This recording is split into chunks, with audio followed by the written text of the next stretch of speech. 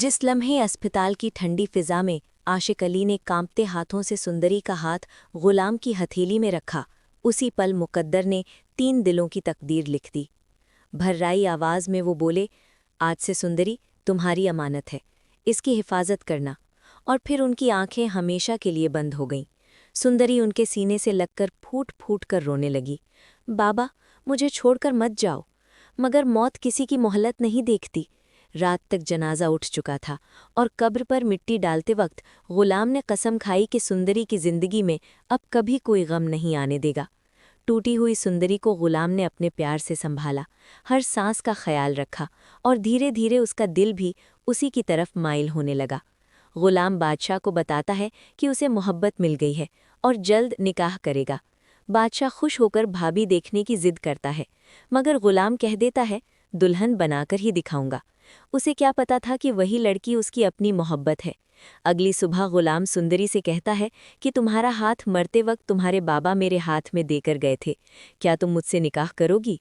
सुंदरी बिला सोचे हाँ कर देती है। मौलवी साहब आते हैं, निकाह होता है और दोनों नई जिंदगी की तरफ चल पड़ते हैं। मगर जैसे ही गुलाम दुल्हन को लेकर घर पहुंचता है और बादशाह की नज़र सुंदरी पर पड़ती है, उसके पैरों तले ज़मीन निकल जाती है। जुनून और धोखे की आग में वो गुलाम पर टूट पड़ता है। सुंदरी को ज़बरदस्ती कमरे में बंद कर देता है।